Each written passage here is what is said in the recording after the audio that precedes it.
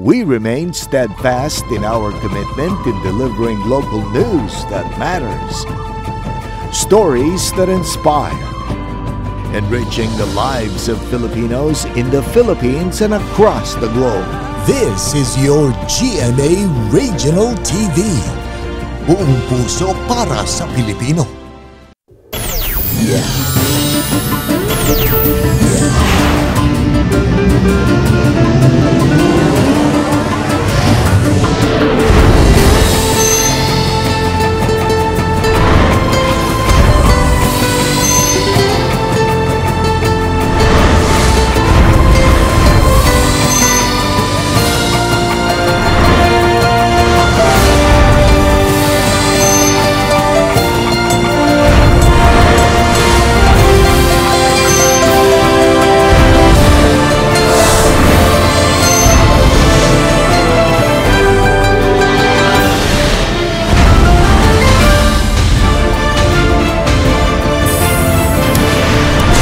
Kini ang GMA Regional TV Balitang Bisdak.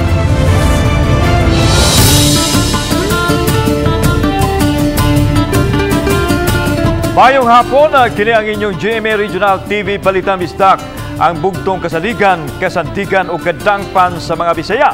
Ako si Alan Domingo. Nga maghatod sa labing dakog mga nagunang balita nga mahinungdanon sa Central ug Eastern Visayas. Live din sa GMA Complex sa Dakbayan sa Sugbo. Ako si Cecil Kibod Castro.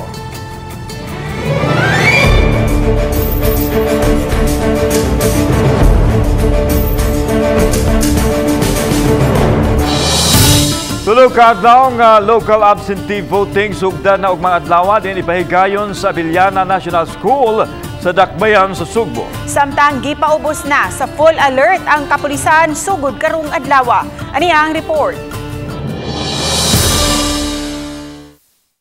Duha ka semana na lang ipahigayon ang Mayo 9 nga piniliay apan adunay mga sektor nga makauna og botar ubos sa local absentee voting sa COMELEC.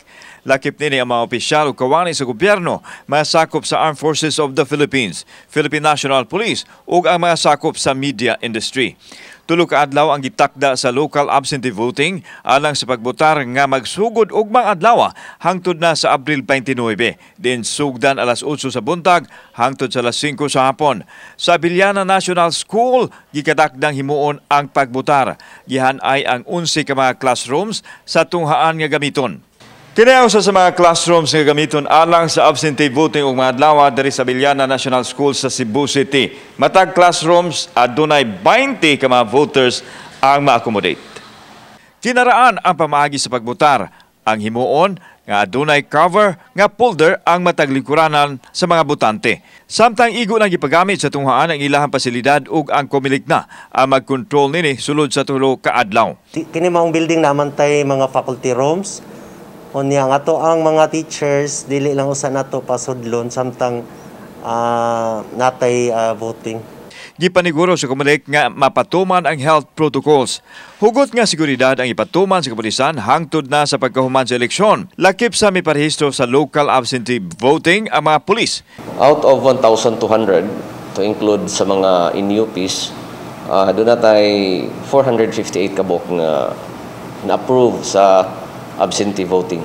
Samtang sugod karong adlaw gipaubos na sa full alert ang kapulisan ang kinatasan nga alert status sa PNP diin wa nay gitugutan nga sakop nga makalive. Ato ginang gi-maximize ang ato ang personnel nga gi-distribute and even karon gani mas medyo dali ang ato ang pag-secure considering nga clustered precinct na. No, so dili na kayo daghan ang mga presinto nga atong adtuon. Kauban si Clover Lumayag, ako si Alan Domingo. Balitang Bisdak.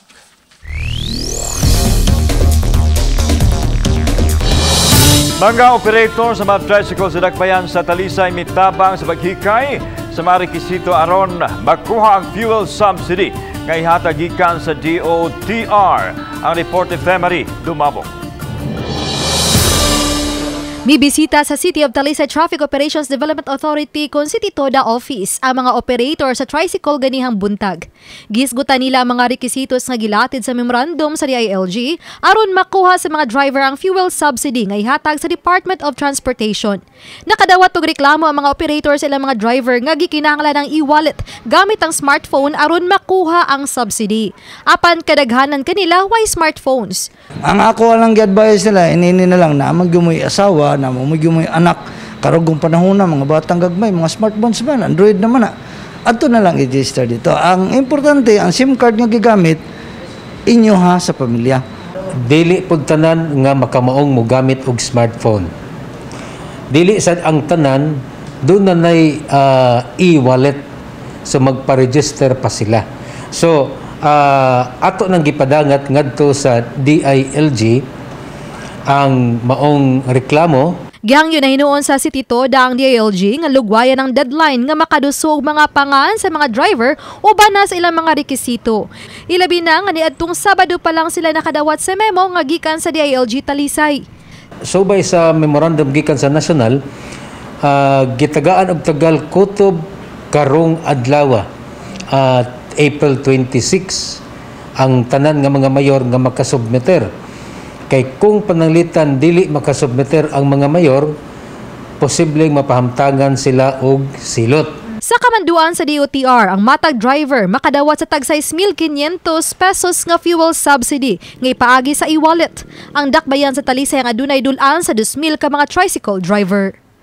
Uban ni Jun Solon, ako si Famary Dumabok. Balitang Bisdak.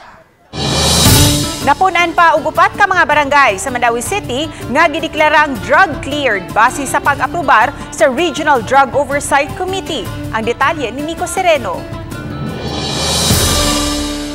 Sa approval sa Regional Oversight Committee on Drug Clearing, dugang upat ka mga barangay ang gideklara sa drug cleared status. Kini ang barangay Kasili, Paknaan, Tabok ug Upaw. Sa lagda sa PIDEA, PNP ug DOH, mahatagan usa ka drug cleared status ang usa ka lugar kung na-account ang tanan nga mga drug personalities ug napaubos sa drug rehab program. Gihangup sa City Hall ang maong kalambuan nga nahimo bisan kung dako og progresibo ang Mandawi. Makita nato no nga seryoso ta sa atong kampanya batok illegal nga drugas. So bisan pa og highly urbanized city ang dakbayan sa Mandawi, nakapa-drug cleared ta. Sa syudad, una nang nakadeklara og upat ka mga drug cleared barangays, Bakilid, Subang Dako, Tawason ug Tingob.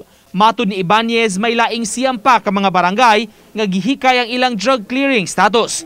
Target sa City Hall nga ang tanang barangay o tibuok syudad ang madeklarang drug cleared. There are 13 barangays nga gisalang unya pa-comply og documents.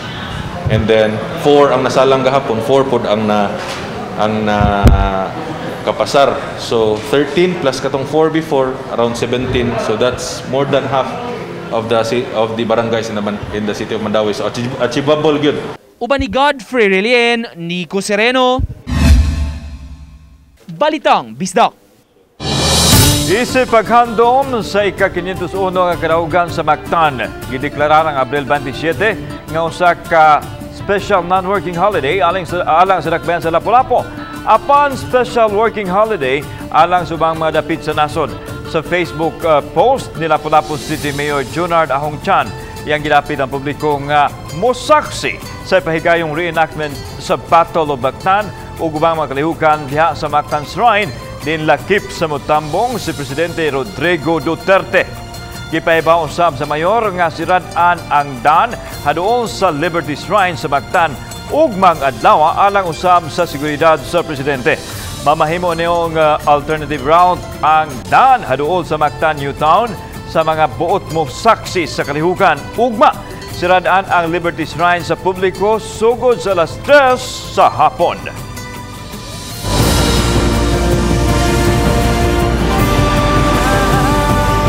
Kini ang GMA Regional TV Balitang Bisdak.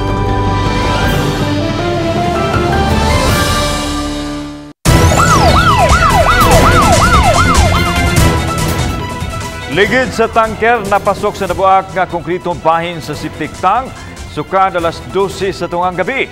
Nihatod kini sa paghuot sa trapiko kay udto na lang. Wa pa kini makairog sa nahimutangan ini. Ang live report ni Femari Dumabok. Fem.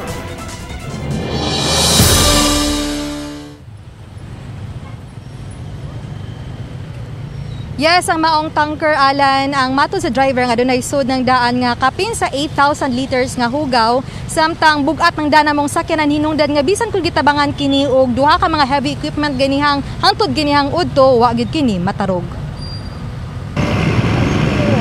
Misangpot kini sa paghuot sa trapiko kay halos miali na ang dakong tanker sa eskina padung sa Maghaway ug duol sa daan Natalio Bacalso sa habig sa Lawaan 3. Matod sa driver sa tanker nga nagpay parking siya sa daplin sa daan gabi ngaya sa usa ka pribadong kananan. Sa iyang pagbiya gibaking niya ang tanker apan sa kalit lang mitakilid na kini kay nahagbong ang ligid kay nahulpa ang usa ka bahin sa water waste tank sa kananan. Nagparking kami dito para sa sa BGMP kasi hindi naman makapasok doon. Ang gusto ng namin, dito kayo magparking para yung maliit na truck akyat doon sa taas. Ni padala og truck og driver mechanic ang City Engineering Office aron mobira unta sa tanker apan wa makapiog sa kabugat ang payloader og forklift. Yung dunalay payloader nga mo lift aning kilid para nga mabira nako dito kay dili man siya makadagan kung dili ma-lift floating man. Dapat dunay kanang mga signage or kanang reminders or warning signs nga dili ta pwede diha ang mga heavy loads. Samtang alas 8 pasado gabi usa ka delivery van sa mga tambal nga gikan sa syudad sa Toledo hapit mahagbong sa pangpang sa subidahon nga bahin sa barangay Manipis. Gilagwen dapit nga liko-liko ug may pangpang sa kilid sa daan nga dunay gilawmon nga dulan sa 100 feet. Mayo na lang nga nasangit kini sa mga kawayan ug sa nagyungyong nga kable. Matod pa sa aligasyon sa driver, while nagdulhog siya, unya subay siya anang nag-ikis-ikis nga mga daan, kalit lang kuno nga nigahi ang manubila, wala na kuno makalubag, wala na malubag ang manubila, hangtod nga nilahos siya. Bunog rang naangkon sa driver nga si Carlito Apaw ang truckboy ni ini. Napasaka raw sa bugbalik ang sakyanan alas 11 gabi, apan nabuak ang windshield ni ini.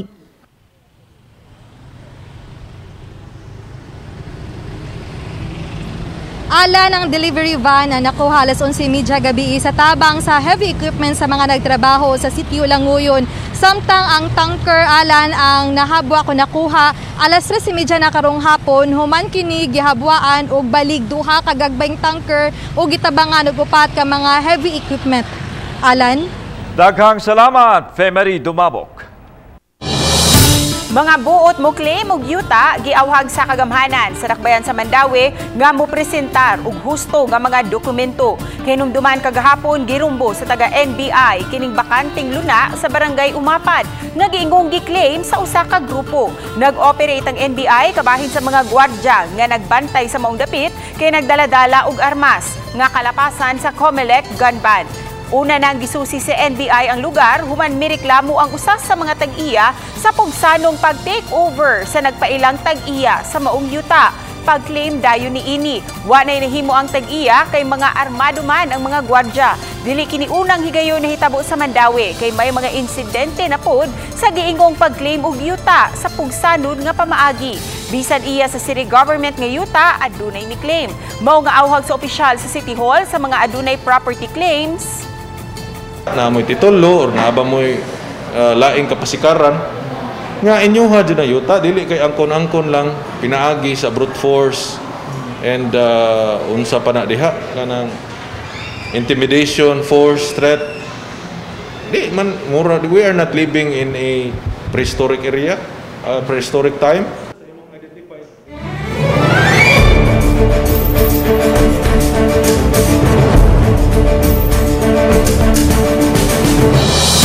Sa silingang lalawigan sa Negros Oriental, taliwa sa naitabong kasamok o sa presensya sa armadong mapundok sa lalawigan, mapanagan-on gihapon ang Commission on Elections sa pagpailawom sa pipila kalapit ubos sa election watch list areas kung ewas.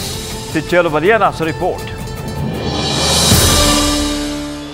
Bisan sa pag-angkon sa armadong kusog sa Pilipinas sa presensya sa rebelding pundok ug init nga panag-atbang sa politika, way ni usa ka dapit sa lalawigan nga girekomendar ang COMELEC nga ubos sa EWAS kon election watch list areas. Sa media briefing human sa gipahigayong regional covenant signing sa Camp Fernandez, Aganan, lungsod sa Sibulan, gitataw ni COMELEC Commissioner George Erwin Garcia nga way ni usa ka dapit sa lalawigan nga ipaubos sa EWAS tungod sa kadaghang rason. Gipasabot ni Garcia nga maghatag kini og daotang imahen sa mga tawo nga mahadlok na hinuong mugawas aron mubutar atol sa eleksyon. Gawas ni ini, maapektuhan usab ang panginabuhian ug ang patigayon sa mga lungsuranon ug bisan gani ang mga kandidato maapektuhan sa ilang pangampanya. Subay ni ini, dang hinaot ang COMELEC nga mabungahon ang covenant signing nga gisalmutan sa mga kandidato pagka-gobernador ug sa kandidato pagka-mayor. Nalipay usab ang taga-COMELEC, PNP, Army o ang Diocesan Electoral Board nga nakasaksi sa paglamanuhay sa magkaatbang nga partido. Hinuon andam kanunay ang kapulisan ug ang kasundaluhan pagtubag kung aduna may muulbo nga kagubot sa adlaw sa piniliay. We don't see any need to place Negros or any part thereof or to place any part of the region of Region 7 under so-called COMELEC control. Oba ni Rod Prado ug Clans Gabutin, Chelo Valiana, Balitang Bisdak.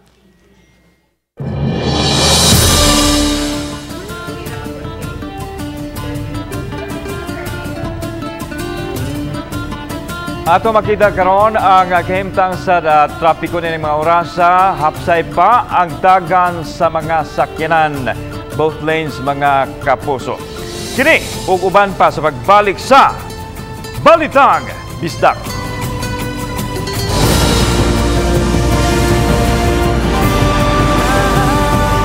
Kini ang GMA Regional TV Balitang Bisdak.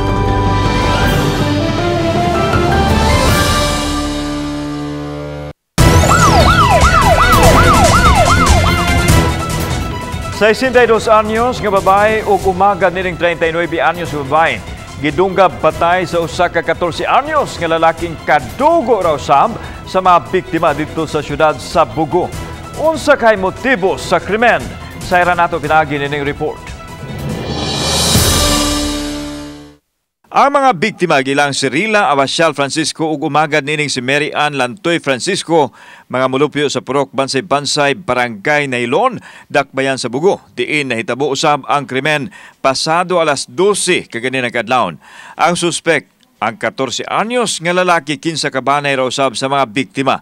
Matod ni Police Lieutenant Colonel Florindo Fajardo, ang hepe sa Bugo Police Station, nga nasakpan sa mga biktima ang suspek nga nanglungkab silang Pinoyanan. Tungod kay napiki na ang suspek, gidunggab nini ang duha ka mga biktima nga nakaangkon og multiple stab wounds. Gidugang ni Fajardo nga dunay nakakita sa suspek nga may gawas sa balay human sa netabong krimen. Ang iyahaging motibo, sir, is na ang lungkab niya, sir, nga kawat, sir, ba? O niya, wala lang makonsummate ang kawat, sir, kay na kukan siya, nabulabog siya. Sa pagkutlo nining balita, gipangitapas kapulisan ang batan-on suspitsado nga gituhang wa pa makagawas sa Bugo City. May isa ka lead, sir, nga naaning barangaya, sir, among pahalugugron sa atong intel, sir, sa mga na to ato ang IUC. Kauban si Clover Lumayag, ako si Alan Domingo. Balitang Bisdak.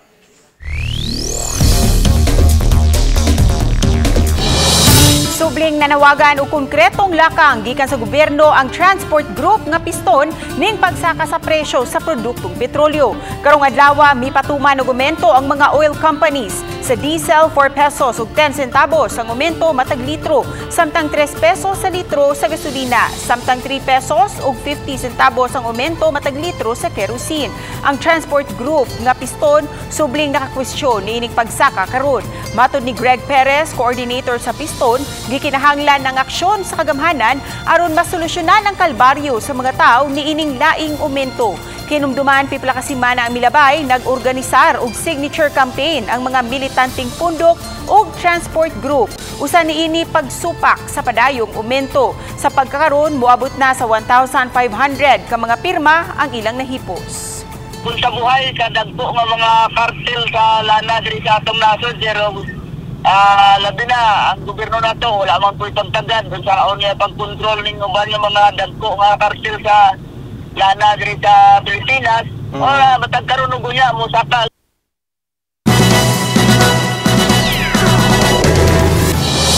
Pontifical coronation sa 422 ka tuig nga milagrosong imahin sa mahal nga Berhen Ubos sa titulo nga Nuestra Señora del Patrocinio de Maria Santissima, ang patrona sa lungsod sa Bolhuon sa miaging Sabado sa hapon, kabahin sa kasulugan sa 500 years of Christianity.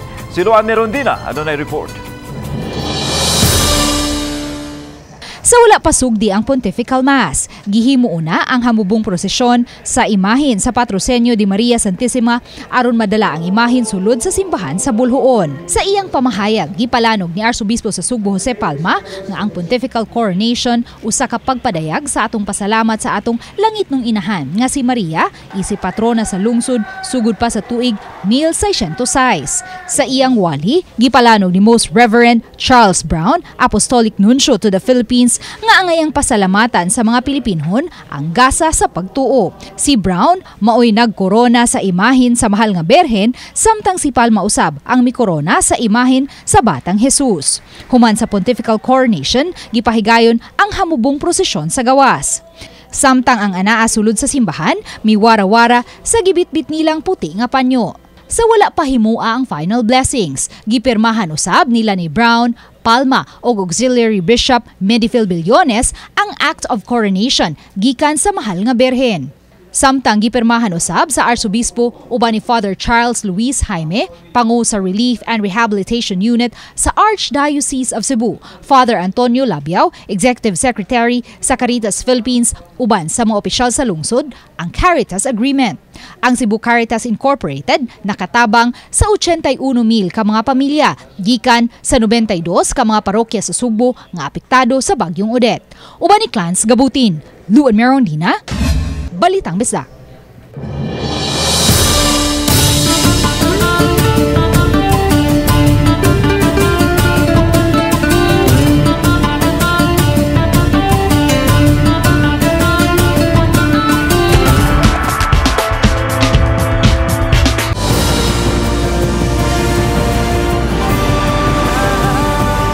Kini ang GMA Regional TV Balitang Bisdak.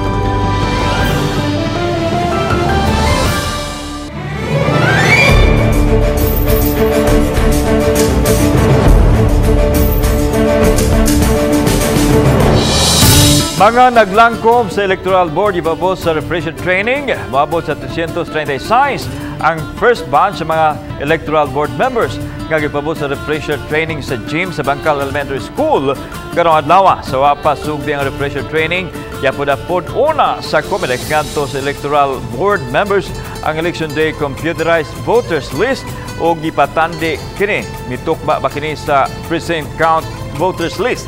Yatagan usab sila og mga handbook di inalatid ang general instructions alang sa adlaw mismo sa piniliay.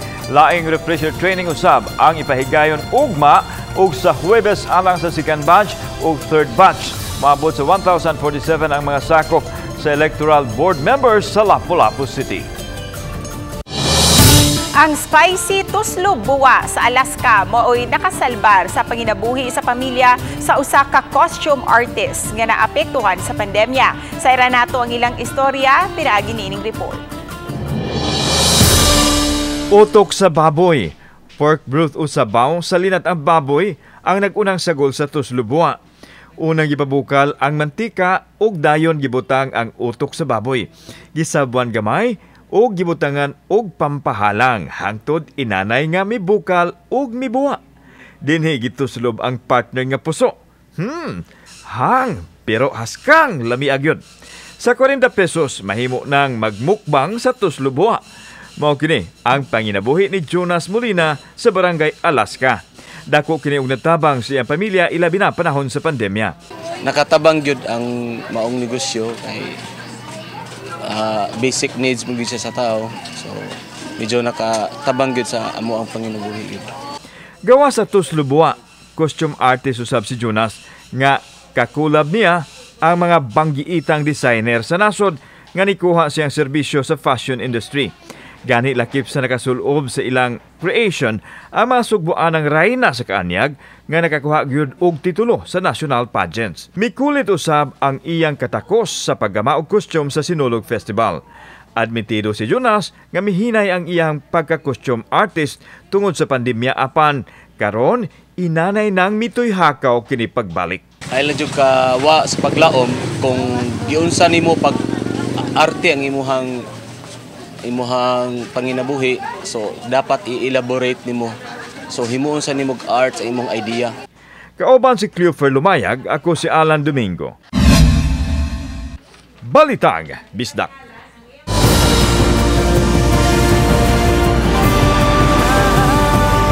Kini ang GMA Regional TV Balitang Bisdak.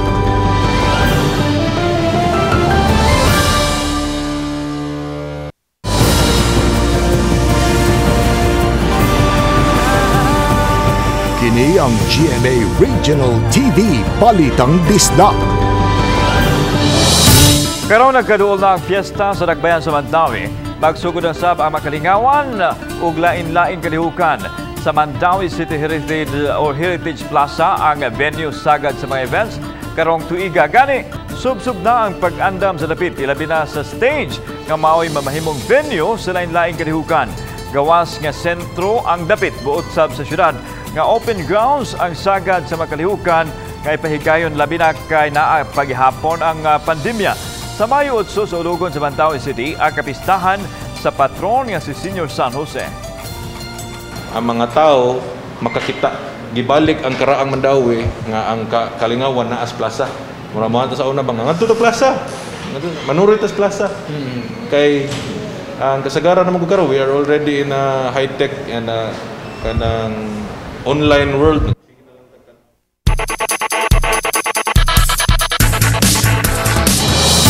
Sa nagkahinam nga aksyon sa Season 97 sa National Collegiate Athletic Association kun NCAA, gipukan sa San Beda Red Lions ang College of St. Benilde Blazers sa game sa karong adlaw. Sa score nga 67-63, mas gihingusgan sa team ang tinguha sa mas taas nga finish sa men's basketball tournament.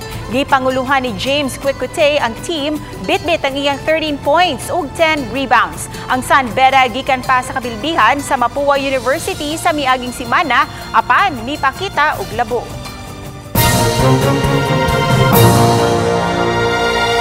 Kinatong latest weather update Tuesday, April 26, 2022. Padayong nakaapekto ang Intertropical Convergence Zone or kini ang panagtagpo ng duha ka hangin gikan sa northern ug southern hemisphere sa may southern Mindanao. Ang weather condition sa may Central Visayas, Western Visayas, sa Palawan kasamang Kalayaan Islands ug ang Occidental Mindoro makasinati generally fair weather or init na panahon gawas ini nay mga patak-patak na mga pag-uwan ug kini mga localized na mga pagpanugdog og kilat. Samtang Eastern Visayas, makasinati sila madag-umo na kalangitan ug naikatag-katag na mga pag-uwan ug kini mga pagpanugdog og kilat.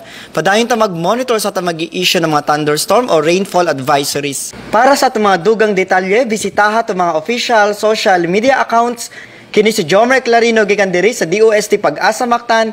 Maayong adlaw ug mag-amping tang tanan. Bisan panahon sa eleksyon, ayan ipadayon ang road clearing operation pagsiguro nga hawan ang kadalanan. Kini ang ipasalig sa taga Mandawi City Enforcement Unit kon MCEU aron pabiling matuman ang lagda sa gamhanan. Mipahimangno lang gihapon sila sa katawhan sigurohon nga limpyo ug hawan ang sidewalk nga walay makaali o makababag. Kahinumduman pipila ka semana ang nakalabay ubay-ubay nga mga campaign posters ang nasakmit sa Dakbayan. Kini ang mga materyales nga gibutang sa mga kahoy o nakababag mismo sa sidewalk. Kanunay gina nato nga gi-monitor kada adlaw, natay mga schedule kada adlaw sa atong monitoring labi na sa atong mga discipline zone area sa sentro gid sa Dakbayan sa Mandawi. Wa og tuo na ang mga kalihukan sa paugnat sa kusog sa mga dapit sa Talisay ning panahon sa ting-init. Sangputanan usab kini sa pagluag na sa quarantine restrictions sa syudad. Napanlantawan karon nga mas maghugo pa ang mga bikers sa bukirang bahin sa Campo 4 ug sa Manipis. Humana groundbreaking sa tukuron nga viewing deck aron mas mabantag ang sleeping dinosaur. Ug sa matag Sabado ug Domingo nga Zumba sa Talisay City Hall grounds. Di paabot nga gatusan ka mga health ug fitness enthusiasts ang mudugok sa dakbayan matag weekend. Usa na kini sa bantayanan sa kapulisan alang sa seguridad. Dapat pag naagi mga activities sa barangay, mo inform sila diri sa tuang opisina sa police station.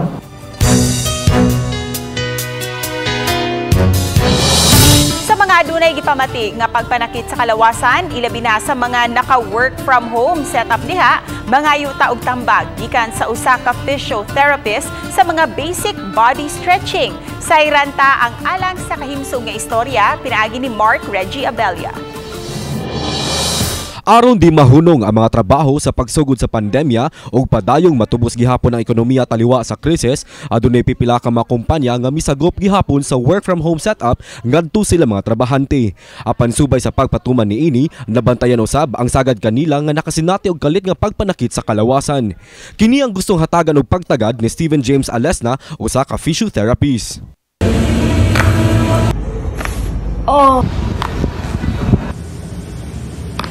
Giasoy niya nga usa sa mga hinungdan sa kalit nga pagpanakit sa atong kalawasan mao ang kanunay nga paglingkod lang tibuok adlaw. Dugang niya nga ang mga gituhuan natong panuhot sa kalawasan usa ka sayop nga impormasyon. Dili na siya panuhot kuan na siya mga muscle fibers nimo siya or mga muscles nimo na murag na pulipod. Pinaagi sa mga saktong pamaagi sa body stretching, mamahimo ka na mahalikay sa mga mas komplikadong pagpanakit sa kalawasan sama niini. Imong kamot ibutang sa likod, pinaingani. Okay. Now, imong dughan, chest out. Alright. Ano mo? And chest then, out. Buhaton to nimo kato akong giingon ginihana, muduko ka, nya imong ihinay-hinay o down imong libog. Now, maka-feel sa kag-stretch ana tirve o sa pako nimo na area. Nya pwede nimo iginhawa. Atong hinumduman mga kapuso nga bisan pa man sa kabisi nato sa trabaho, di gayod nato kalimtan ang pag-amping sa atong panglawas. Kay matod pa sa panultihon, health is wealth. Kauban si Clans Gabutin, ako si Marco Giabella. Balitang Bisdak. Daghang salamat sa mga kapuso nato apila na sa gawas sa nason nga nakisayon sa mga dagko ug mga nagunang balita sa rehiyon. Ug gikan dinhi sa Central ug Eastern Visayas. Ako si Alan Domingo. Ang inyong balita, ang among balita. Kay matag lokal nga balita, mahinungdanon. Kini ang inyong GMA Regional TV Balitang Bisdak. Buong puso para sa Pilipino. Ako si Cecil Kibon Castro. Ug mayong hapon, mga kapuso.